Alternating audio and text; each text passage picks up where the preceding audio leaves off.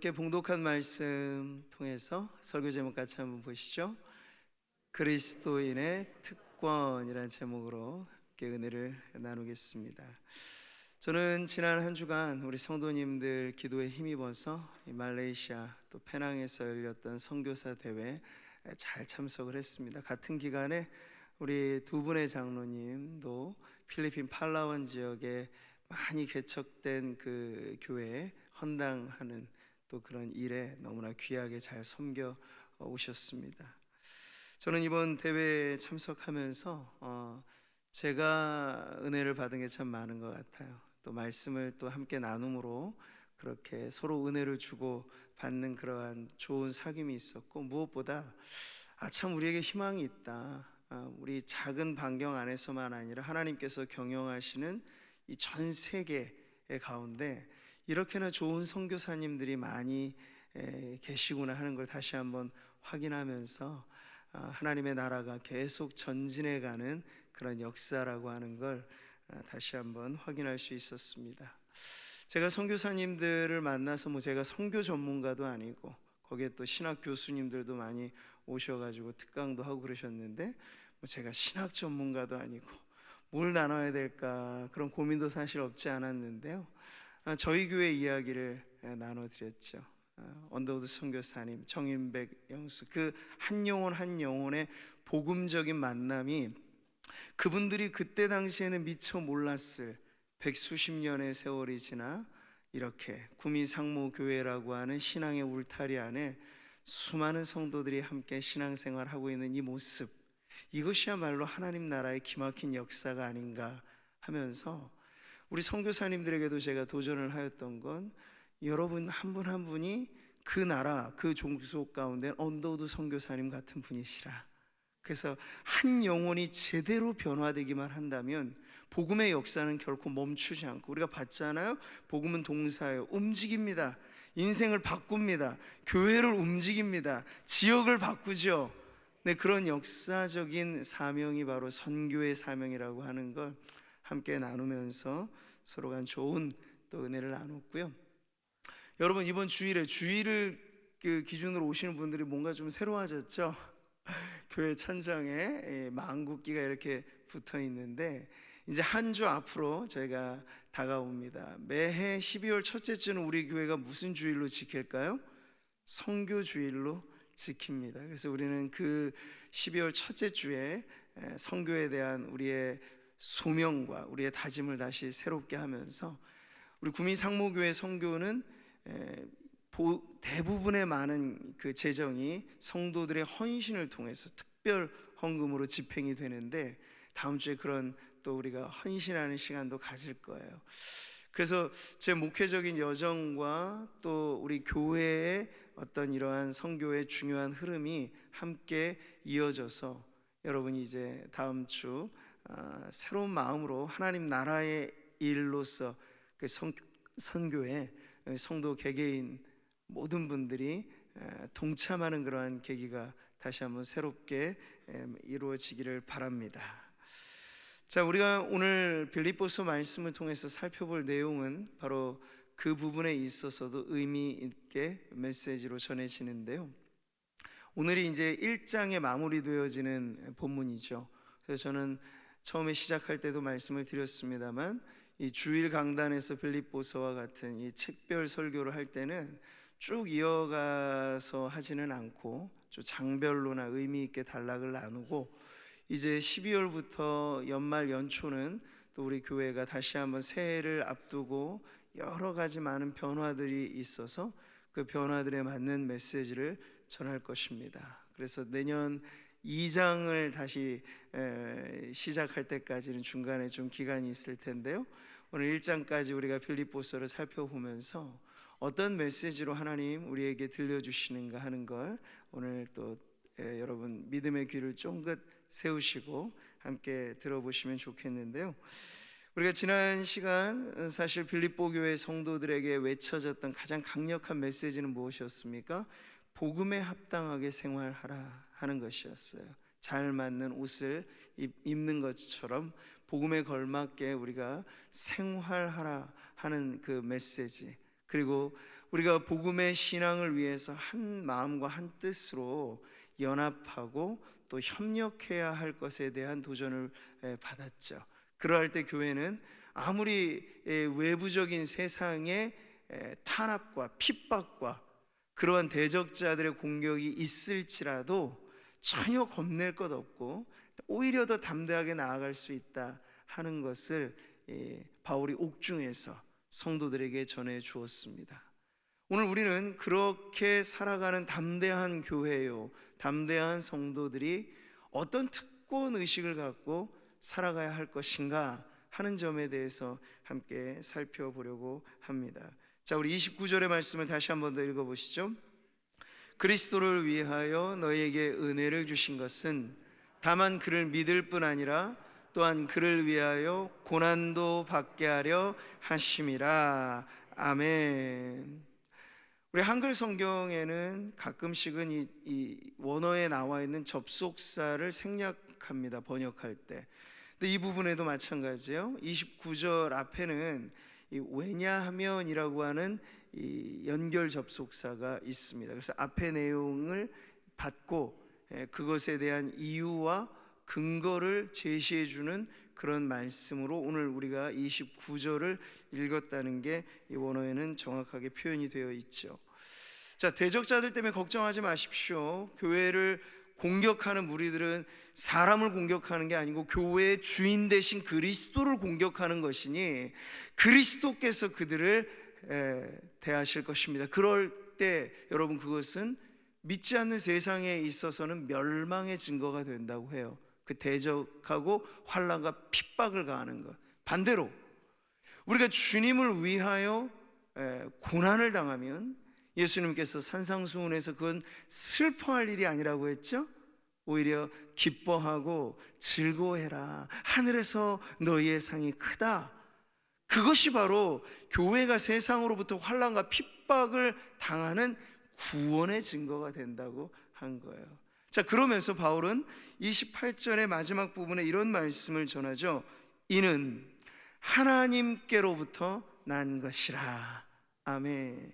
자, 여기 우리는 개인의, 성도 개인의 고난이든 교회라고 하는 공동체가 부딪히는 어려움이든 이것을 인간적인 관점에서만 보아서는 안 되고, 언제나 신앙은요, 하나님의 관점으로 세상을 보는 것이고 하나님의 관점으로 인생을 보는 것인데, 오늘 이 말씀을 통해서 크고 어려운 많은 고난이라고 하는 이름으로 우리에게 부딪혀 오는 것이 하나님의 계획 가운데 있는 것이다 하는 걸 지금 알려주고 있는 거예요.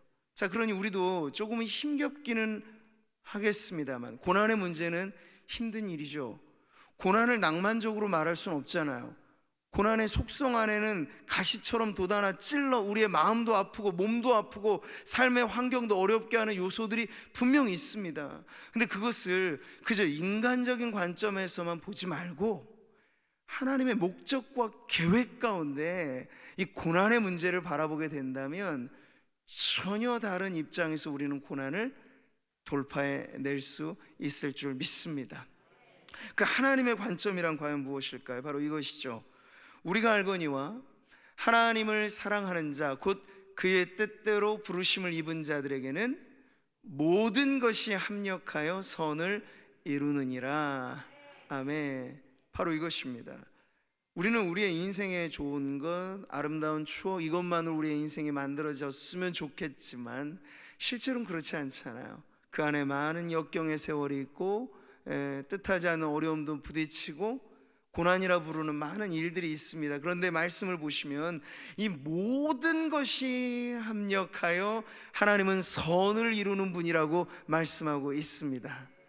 네, 인생의 거대한 퍼즐 조각에는요, 검정색도 있고 흰색도 있는 거예요. 고난의 칙칙한 일들도 있고 밝은 면만 있지는 않아요. 그런데 그 그림이 온전히 맞춰지려면 바로 이러한 퍼즐 조각까지를 다 맞춰서 하나님은 우리의 인생을 걸작품으로 만드시는 분인 줄 여러분 믿으시기를 바랍니다. 자, 그래서 이 다른 관점, 오늘 말씀에서 다시 한번 보시면 그것을 그리스도를 위하여 너에게 은혜를 주신 것이라고 말씀하고 있어요. 은혜를 주셨다. 여기에 이제 사실 고난의 문제가 나오는 것이거든요. 근데 이 은혜를 주다라고 하는 의미를 의미 있게 번역할 때 우리 한글이나 영어 성경에서 보면 지금 우리가 읽은 이 문장을 사뭇 다르게 번역하게 될 수 있어요. 특권이라는 단어로 이걸 바꾸는 거죠. 자, 같이 한번 읽어보시죠. 하나님께서 여러분에게 그리스도를 위한 특권, 즉 그리스도를 믿는 것뿐만 아니라 또한 그리스도를 위하여 고난을 받는 특권도 주셨습니다. 아멘. 다들 힘차게 아멘 하시네요. 네, 고난도 특권이라고 하는데 여러분 아멘 하신 거예요. 네, 이 특별한 은혜, 그러니까 은혜를 받았다, 하나님 은혜를 주셨다. 근데 그 자체의 말이 선물이거든요. 근데 오늘 바울은 그 선물 중에 믿음만 있는 것이 아니라 고난도 선물로, 우리 편에선 특권으로 받은 것이다라고 말씀을 나누고 있는 거예요. 자, 여기서 우리는 구원이라고 하는 것이 과연 무엇인가에 대해 다시 한번 개념을 정리할 수 있죠. 성경이 가르치는 구원이라고 하는 건 여러분 휴양지 가는 티켓을 따는 그런 정도의 의미가 아닙니다. 제가 사실 한 주간의 선교대에 참여했을 때 말레이시아 페낭이라고 하는 섬은 전 이번에 처음이었긴 합니다만 세계적인 휴양지로 알려져 있는 곳이죠. 근데 그 휴양지에 목적을 전혀 달리한 사람들이 있는 거예요. 정말 이 며칠간 거기 가서 피서하고 편안히 쉬려고 그 땅을 가는 사람들이 있는가 하면 선교사들이 그 땅을 밟는 것은 쉬러 가는 게 아니잖아요. 그 휴양지가 세상의 전부일 거라고 착각하고 살아가는 사람들에게 아니라 이 세상은 장차 멸망할 도성일 뿐이고 오고 오는 하나님의 나라가 진정 우리가 꿈꿔야 될 영원한 소망의 나라다, 이걸 가르쳐주기 위해서 세계 곳곳에 흩어져서 복음을 전하는 사람들이 또 그 휴양지라고 불려지는 땅에 있는 거예요. 그럼 여러분, 우리가 발을 딛고 살아가는 땅이 얼마나 부강한 나라냐, 얼마나 좋은 도시냐, 그건 표면의 문제고, 우리는 좋은 땅이든 편안한 어떤 시절이든 상관없이 이곳에서 하나님의 나라의 복음을 위해서 살아가는 하나님의 백성들이 되어야 될 줄 믿습니다. 그러면 여러분, 이 구원이라고 하는 건 단순히 천국 가는 티켓을 따고 그냥 유유자적하며 우리의 삶을 잘 살아보세요 하는 정도의 얘기가 아닌 것이 되는 거예요. 근데 많은 경우에 성도들은 구원의 내세성을 더 많이 강조합니다. 죽어서 가게 되는 나라, 하나님의 나라, 천국. 근데 그 천국은 동일한 개념이 성경에 번역할 때 하나님의 나라로 번역을 한단 말이에요. 근데 그 나라는 죽어서 가는 내세의 나라도 되지만 현세를 살아가는 오늘 우리가 이곳에 발을 딛고 살아가는 이 땅에 하나님 나라가 임한다는 것이 또한 복음의 선포가 되는 거예요. 그래서 여러분, 구원은 반드시 우리가 기억해야 될 건 현세성이 있어요. 세속화된 이 도시와 세상 속에서 우리는 복음화된 인생을 살면서 어떻게 하면 이 국가의 국민이며 도시의 시민일 뿐만 아니라 천국의 백성이요 천국의 시민으로서 깨어 살아갈 것인가에 대한 부분이 바로 우리 안에 치열하게 일어나야 될 신앙적인 관점이라고 할 수 있는 것이죠. 오늘 말씀은요, 이런 우리들에게 주어지는 구원의 선물 보따리를 풀어볼 때 그게 바로 믿음과 함께 고난의 선물도 있다는 걸 알려주고 있는 것이죠. 자, 믿음이 선물이라 하면 모두가 다 기쁘게 아멘 하십니다. 거기에 우리가 이의를 제기할 게 없잖아요. 근데 고난도 선물입니다 라고 하면 아까는 다들 아멘을 하셨는데 실제로 고난의 문제가 내 피부를 뚫고 우리의 가정 안에 내 삶에 둥지를 틀 새처럼 말이죠, 그렇게 맴맴 돌고 고난의 문제가 현실화되게 되면 이게 아멘하기가 쉽지는 않을 수 있어요. 고난도 은혜로운 선물입니다 말하면 어떤 성도님들 안에는 거의 반사적으로 반감이 나올 수 있어요. 목사님은 참 편안하시네요. 고난당하는 내 삶이 어떤 줄도 모르고 고난이라고 하는 말을 그렇게 쉽게 하지 마세요. 이걸 부딪혀 보면 너무나 죽고 싶을 정도로 어려운 문제이기 때문에, 네, 충분히 그러실 수 있어요. 이 고난이라고 하는 것이 가시가 있고, 고난이라고 하는 것 안에는, 아니 고난이 쉬운 문제면 우리가 왜 어렵게 다루겠어요? 고난은 어려운 문제 맞습니다. 현실에 아주 가혹하리만큼 고난은 어려운 문제고, 증상으로 말하면 아주 고통스러운 증상을 동반하는 것이 고난입니다.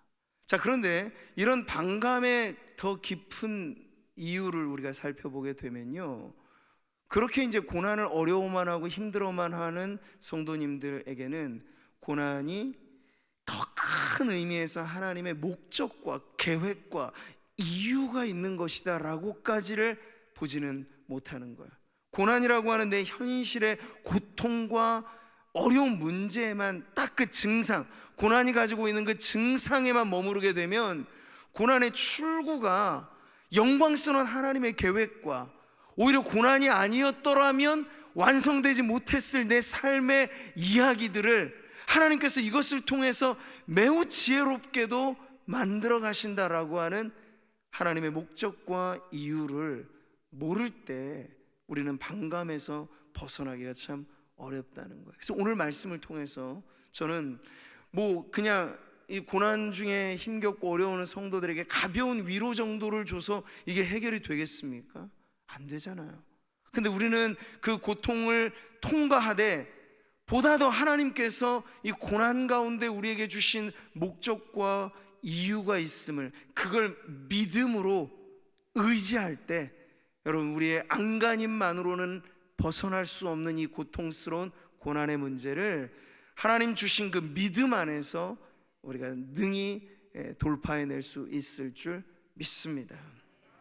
바로 이거예요, 여러분. 이 고난을 바라보는 새로운 시각, 바로 그리스도의 인의 특권으로서 이 고난을 이해하는 것이죠. 물론 우리는 사실 구별해내야 될 문제가 있긴 해요. 성경은 두 가지 의미를 구별해 주죠. 뭐냐면 인간의 죄 때문에 일어난 고통의 문제와 하나님의 선하신 뜻 가운데 우리가 적극적으로 동참해야 될 고난은 좀 다른 종류의 것이다 라는 걸 구별해 줍니다. 베드로서를 읽어보면 이게 정확히 나오죠. 같이 보겠습니다. 너희 중에 누구든지 살인이나 도둑질이나 악행이나 남의 일을 간섭하는 자로 고난을 받지 말려니와, 만일 그리스도인으로 고난을 받으면 부끄러워하지 말고 도리어 그 이름으로 하나님께 영광을 돌리라. 아멘. 자, 여러분, 나의 죄가 원인이 된 고난이 있고 하나님의 지혜롭고 거룩한 뜻이 원인이 된 고난도 있습니다. 나의 죄로 인한 문제라면 여러분, 그것은 자랑스러워할 것이 아니고 오히려 그런 부분에 있어서는 우리가 회개하고, 하나님, 제가 또 이런 일들로 인하여 자초해서 문제를 지금 겪고 있으니 나의 이 어리석음을 불쌍히 여기소서라고 기도를 해야 할 것이에요. 그러나 오늘 성경이 우리에게 가르쳐주는, 우리가 기뻐해야 할 것, 그리고 영광스러운 특권으로 삼아야 될 고난이 있다는 거예요. 그것은 바로 그리스도의 고난에 합한 그러한 고난이죠. 이 뒤에 나오겠습니다만, 바울은 옥중에 갇혔어도 그가 기뻐할 수 있었던 이유는, 내가 고생 신탕한다, 그걸 즐기는 게 아니에요. 그건 매우 심리적으로 이상한 사람이겠죠. 고통 자체를 즐기라고 가르치지는 않아요. 고통은 힘겨운 것이지만 이 고통의 의미가 그리스도의 고난에 동참하는 것인 줄 바울이 알았기 때문에 그는 옥중에서도 많은 가혹한 고통의 세월을 지나면서도 도리어 기뻐할 수 있었던 거예요. 그리고 더 적극적으로 이 고난에 참여하고자 애썼던 것이죠. 같이 읽어보시죠. 내가 그리스도와 그 부활의 권능과 그 고난에 참여함을 알고자 하여 그의 죽으심을 본받아. 아멘. 바울이 만약 이것을 자기 자신에게 주어진 은혜로운 선물, 고귀한 특권으로 여기지 않았다면 어떻게 이 고난에 동참하는 것이 그의 인생의 간절한 소망이 될 수 있었겠습니까? 그는 알았던 것이죠. 자, 여러분, 여기 맛있는 생선이 있다고 생각해 보세요. 근데 생선을 먹으려면 우리가 해야 될 일이 있죠. 작은 생선, 큰 생선 할 것 없이 가시가 있어요. 네. 그 가시까지 먹다가는 다칠 수도 있고 하니까 가시를 잘 발려내서 드시면 생선이 얼마나 몸에 좋은 음식입니까? 근데 난 가시가 싫어요.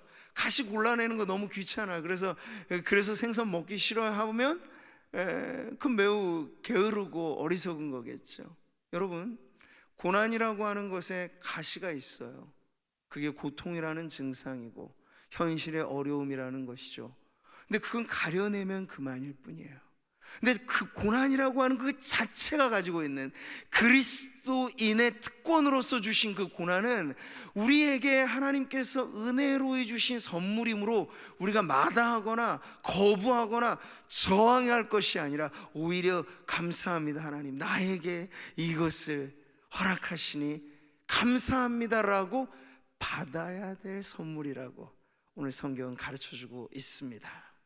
그러니 여러분, 고난이 찾아올 때 이것이 과연 무엇으로부터 기인한 것인가?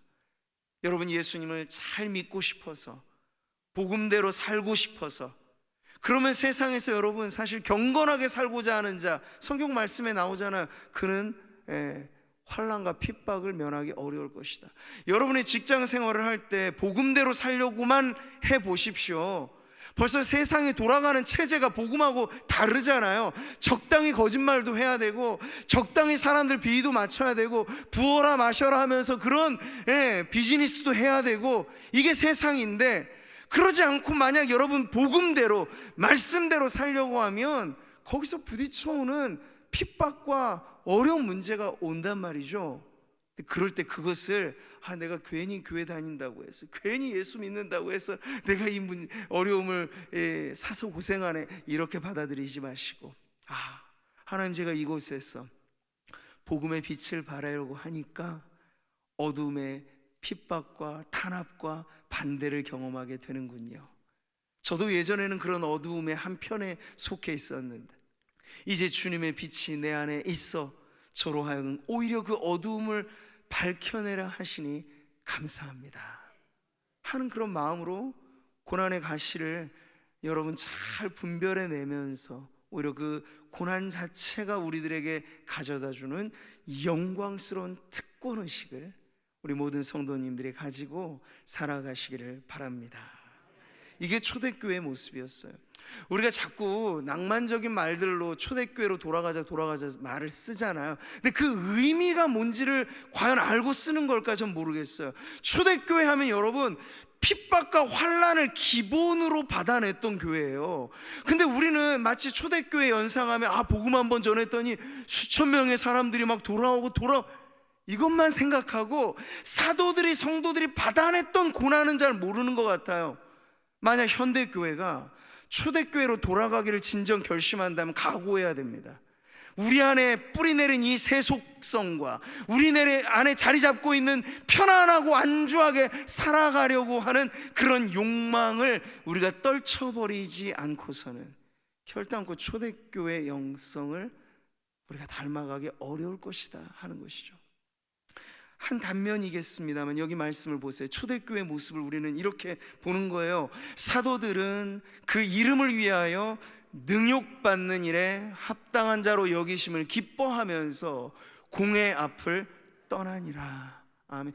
흠씬 얻어맞고 거만 죽을 정도까지 고문당하고 했던 사도들이 어떻게 저렇게 기뻐할 수 있었을까?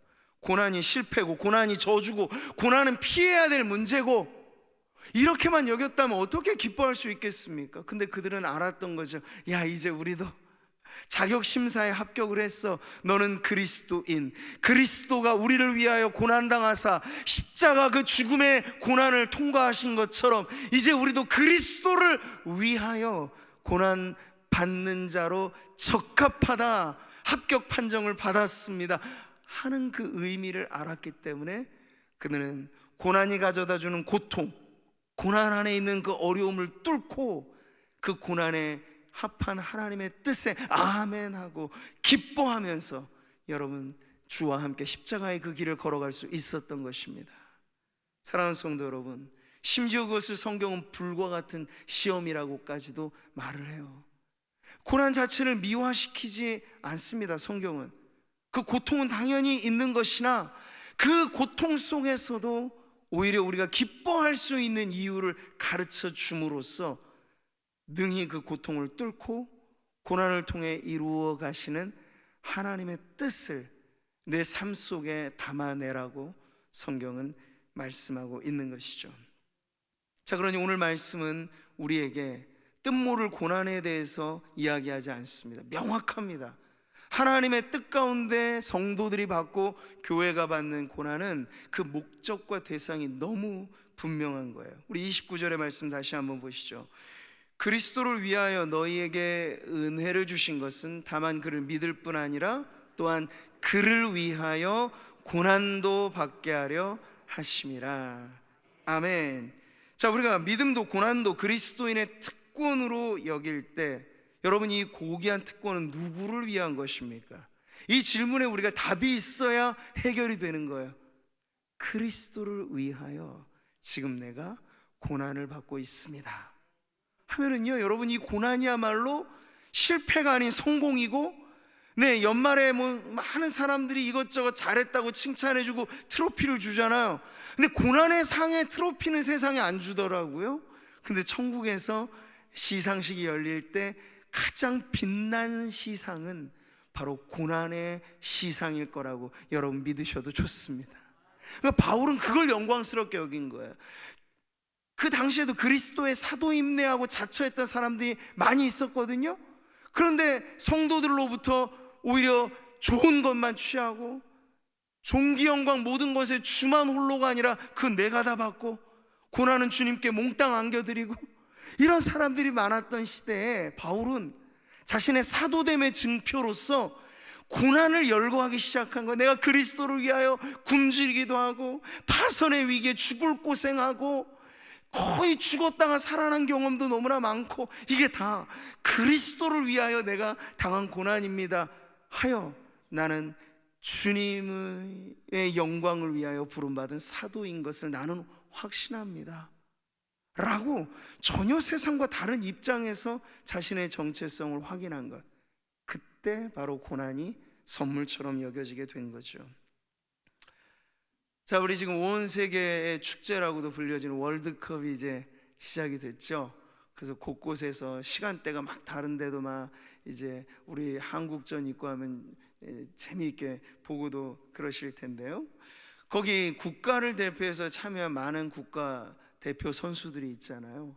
근데 월드컵이라고 하는 세계적인 이 축구대회에 참여한 것만으로 뭐 그들이 경기에는 전혀 신경 안 쓰고 가서 관광이나 하고 놀긴 하고 그러면 어디 국가대표급으로 인정을 받겠어요? 근데 아니죠. 분명 경기를 치러서 1등이 있고 꼴등도 있습니다. 그러나 꼴등한 팀조차도 경기장에 임하여 싸울 때 보면은 죽기 살기로 임하는 거예요. 그게 맞고요. 그래야 하고요. 왜? 자신들의 지금 뜀박질하는 것이 국가를 대표해서 지금 싸운다라고 하는 의식이 있기 때문에 야, 우리 여기 그냥 놀러 왔어, 그냥 진탕 즐기다 가자, 이게 아니고 기왕 우리가 이 필드에서 싸울 거니까 이겨야지, 골을 안 먹는 게 중요한 게 아니라 골을 넣어야지 하는 그런 목표의식이 뚜렷하잖아요. 그런 사람들을 뽑아서 국가대표를 또한 세워주는 거죠. 제가 왜 이 말씀을 드리냐면, 여러분이 이 월드컵이라고 하는 세계적인 대회를 즐기실 뿐만 아니라 나로 말할 것 같으면 여러분 스스로가 나는 지금 하나님의 나라의 마크를 여기에 붙이고 지금 내 삶을 필드로 누비는 천국 대표라, 하나님의 나라의 국가대표라 하는 그러한 의식을 가지고 여러분의 삶을 살아가시기를 바랍니다. 그럴 때 여러분 그냥 유유자적하면서 인생을 즐기는 것이 우리의 목표가 되어서는 안 되고요, 어떻게 해서든지 내 작은 삶을 통해서 크신 하나님의 뜻이 이루어지고 나의 인생의 스토리가 천국의 이야기가 될 수 있도록 그렇게 여러분 목표의식을 가지고 고난에도 불사한 여러분 그러한 믿음의 삶을 살아가게 되시기를 주님의 이름으로 축복합니다. 그러려면 여러분 세상의 정신을 우리가 따라가서는 할 수 없어요. 세상이 자꾸만 우리에게 부추기는 건 뭐냐면 그냥 소시민적으로 살라는 거예요. 소소하지만 확실한 만족을 행복으로 여기고 살라는 거예요. 위대한 꿈일랑 영웅들에게 맡겨놓고 당신들은 그냥 소소한 기쁨에 취해서 살라는 거예요. 근데 우린 그럴 수 없어요. 왜냐하면 나를 위하여 그리스도께서 피 흘려 죽으신 것을 믿는다면 어떻게 그런 작은 만족에 내 인생을 낭비하며 살아갈 수 있겠습니까? 그냥 어느 나라를 가서 오지에서 고생하는 선교사들만 국가대표가 아니에요. 하나님 나라의 대표가 아니고 저도 여러분도 이 대한민국이라고 하는 에어리어에서 구미라고 하는 지역에서 하나님의 나라를 빛내는 대표로 지금 뛰고 있는 거예요. 근데 여러분이 얼마나 그 의식에 깨어있는지의 여부가 우리의 선수로서의 플레이를 결정하게 되는 것이죠. 자기만을 위해서 사시려고 애를 쓴다면 고난의 문제는 고민할 것도 없어요. 그냥 이건 기피해야 될 문제로 끝날 겁니다.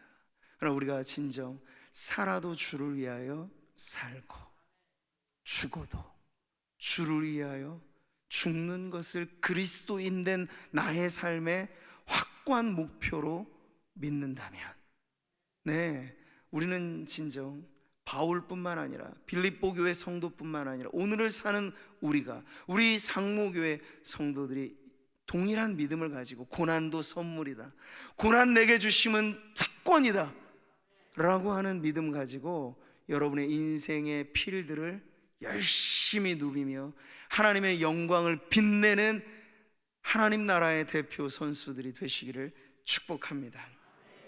오늘 말씀의 결론은 그래서 매우 투쟁적인 삶을 다시 한번 도전하는 이 권면으로 1장이 마무리되죠. 30절 읽습니다. 너희에게도 그와 같은 싸움이 있으니 너희가 내 안에서 본 바요 이제도 내 안에서 듣는 바니라. 아멘. 투쟁을 말합니다. 투쟁. 그러나 교회가 세상에서 해야 될 투쟁은 세상이 자기들끼리 하는 투쟁과는 전혀 차원이 다른 투쟁이에요. 그래서 우리는 말하기를 그것을 영적인 전투라고 이야기를 하는 거죠. 그래서 여러분 교회는, 현실의 교회는, 지상의 교회는 전투하는 교회라고 말을 해요. 우리는 지금 한 배를 타고 있는 운명 공동체인데 착각하시면 안 돼요. 우리가 타고 있는 이 배가 유람선이 아닙니다. 우리가 타고 있는 배는 전투함입니다. 거대한 전투함이라 하는 사실이에요. 역할이 다 달라요. 어떤 분은 갑판 위에서, 어떤 분은 조종실에서, 어떤 분은 노를 저으면서 다 임무는 다르지만 우리가 거대한 전투함에 지금 타서 하나님 나라를 위한 항해를 하고 있다는 그 동료 의식만큼은 어느 한 성도도 빠짐없이 가져야 하는 줄 믿습니다. 사도 바울은 바로 그러한 의식을 가지고 고난의 삶을 살았고, 그리고 성도들에게도 이걸 부끄러워 여기지 말고 오히려 영광스러운 특권으로 여기며 살라고 도전하고 있습니다. 그러니 오늘 이 말씀을 받는 저와 여러분도 어떤 마음을 가지고 살아야 할지는 너무나 분명하죠? 여러분의 삶에 부딪혀오는 예수님 때문에 겪는 작은 불편부터 시작해서 커다란 고난의 모든 문제를 여러분 믿음으로 받으시기를 바랍니다. 그러할 때 우리를 통해서도 하나님의 나라가 이 세상 가운데 확장되어지는 그 일이 이루어질 줄 믿고, 언더우드 선교사님과 정인백 영수님의 그 만남이 백수십 년을 지나 오늘 같은 열매가 거두어진 건 누구도 모를 하나님의 기막힌 계획이었던 것처럼, 오늘 내 삶에 우리가 그리스도 십자가를 바라보면서 내가 처한 고난의 환경도 이겨내면서 한 영혼 한 영혼에게 복음적인 가치를 전해주고 천국 복음이 내 삶을 통해 전해지기를 바라는 우리 성도들을 통해서 앞으로의 장래와 미래의 역사 또한 하나님께서 기막힌 은혜로 만들어 가실 줄 믿습니다. 이 믿음 안에서 여러분에게 주어진 고귀한 특권, 믿음과 고난의 특권을 누리며 행사하며 사시기를 주님의 이름으로 축원합니다.